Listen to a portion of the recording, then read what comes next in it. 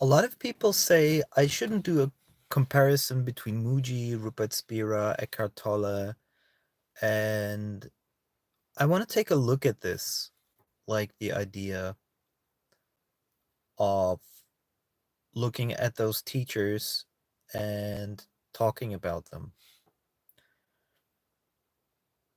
Now, I have to say something super important. Spiritual awakening is something mystic. It's not a small thing. It's not a mathematics course. It's not a writing course. It's not a career move.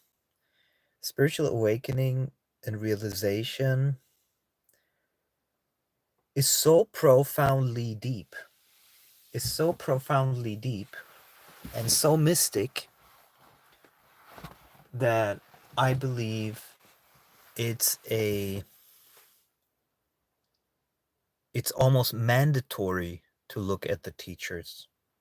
While some people might disagree with me in looking at those teachers, I think it's really important because we're not talking about something, we're really talking about the mystical aspect of awakening, the mystical aspect of what is this world, what are we awakening to, who is teaching us the awakening, what does really awakening mean to them, uh, where are the clear differences and all of this stuff. Now, from all the ones that we talk about in the realm of non-duality, it's clear that only Ramana was the enlightened one. That's super clear, like the really enlightened one. And I can say this because Eckhart Tolle talks about manifestation sometimes. Mooji talks about, his Sangha sometimes, these kind of things. Rupert Spira.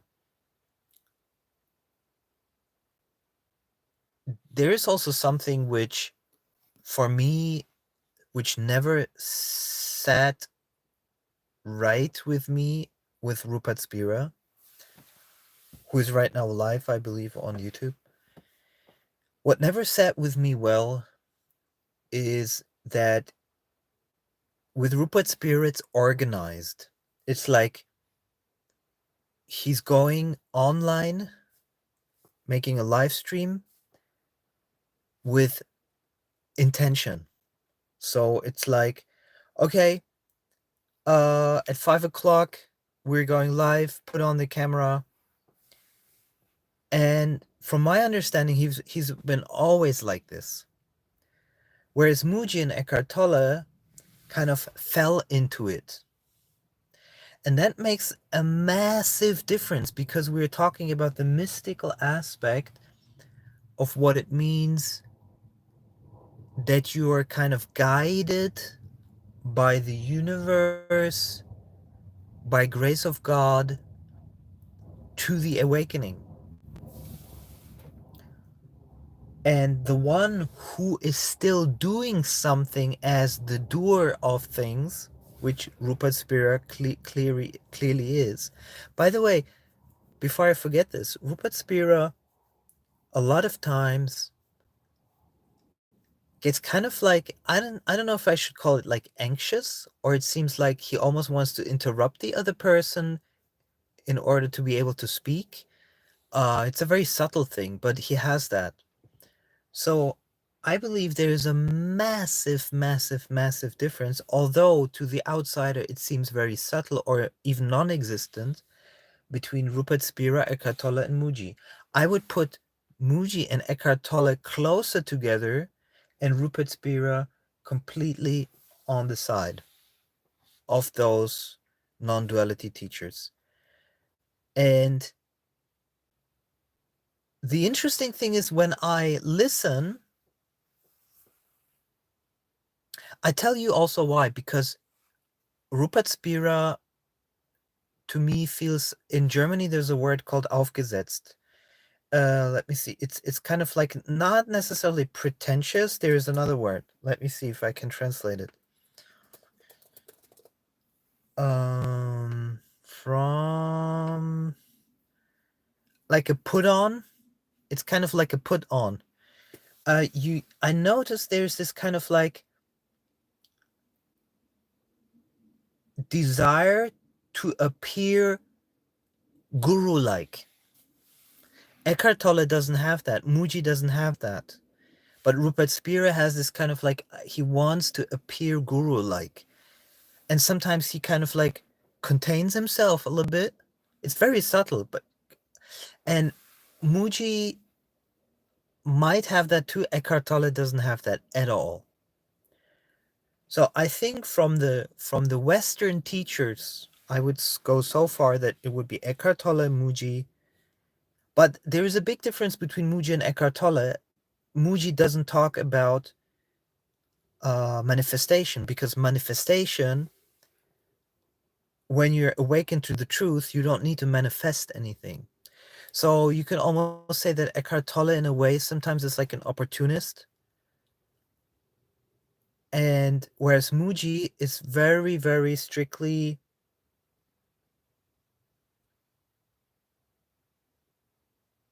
I can feel it in my bones.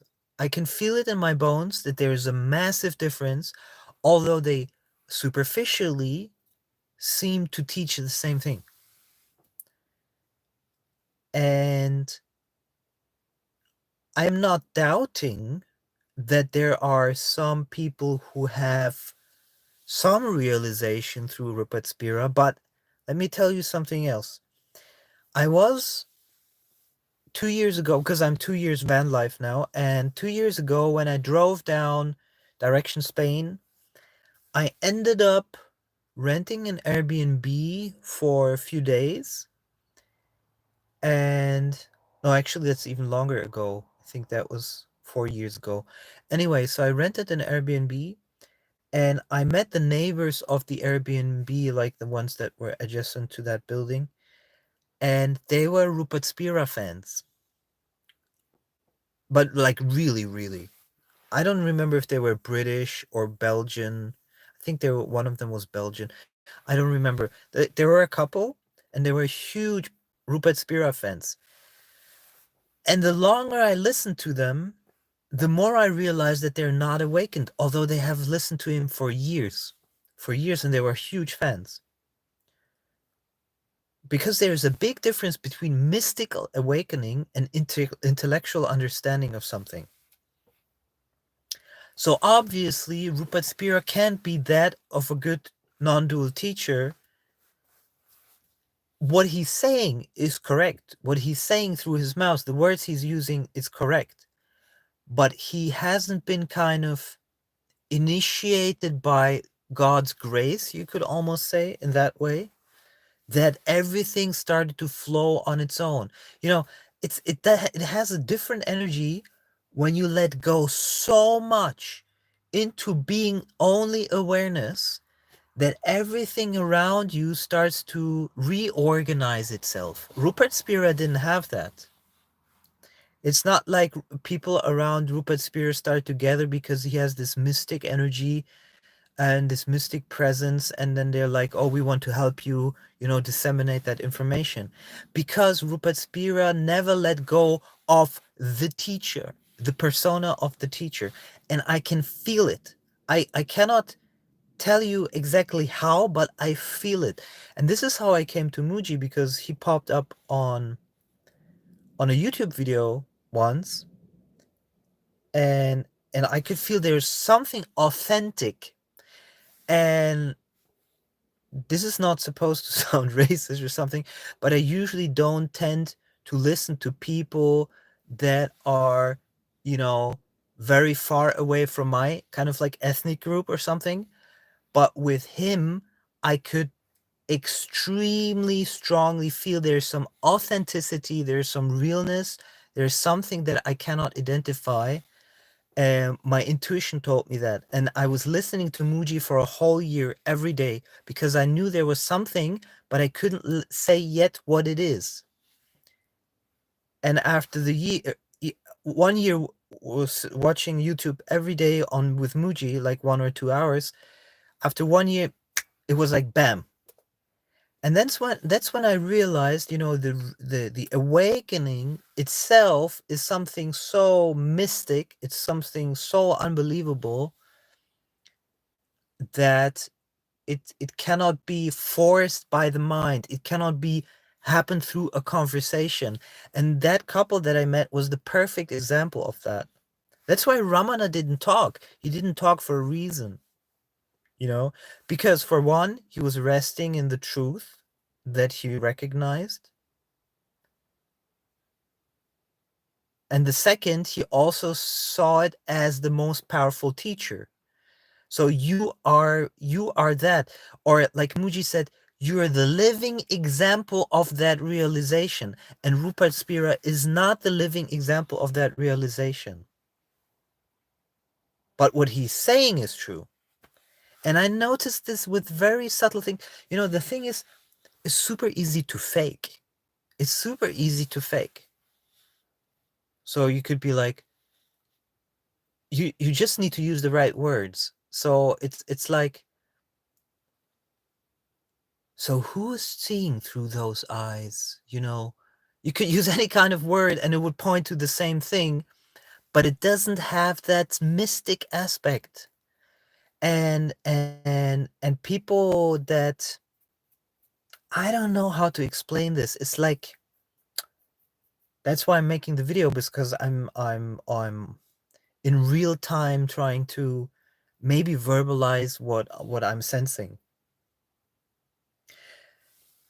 Does it play a role? Yes, it does play a role, because it is important. Because for the soul that is ready to awaken, for the soul that is ready to grow, for the soul that is ready for the next step, for the soul that is supposed to awaken to itself, you shouldn't be led to false teachers, or to teachers who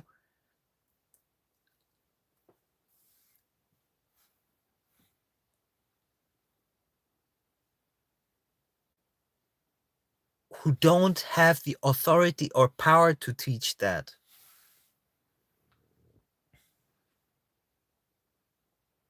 And when Eckhart Tolle started talking about manifestation, I was severely disappointed in him, because it's basically, he's saying that the ego and the desire to manifest is which again is identification with Maya, is as important as awakening or anything like that. And that is just not true. And that shows you the clear difference, because someone who truly awakens to themselves, like a Ramana, uh, I'm from Prague, Czech Republic, but I'm currently in Spain. For someone like Ramana, there was no,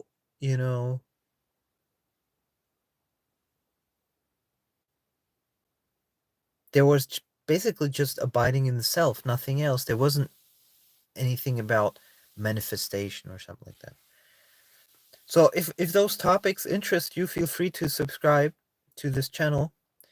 And because my soul plan, in my life, this soul incarnation, it's definitely about awakening, no doubt. Because I wouldn't have had, or there wouldn't have been an awakening if it wasn't like that. So this is a big part of this incarnation for me, is the realization of the awakening, not necessarily the teaching of it, but more like living the truth, and intuitively, from the heart intuition, let everything flow as it wants to flow. Not necessarily be a teacher, but more like a marinating in the self, letting everything flow with that, whatever it is.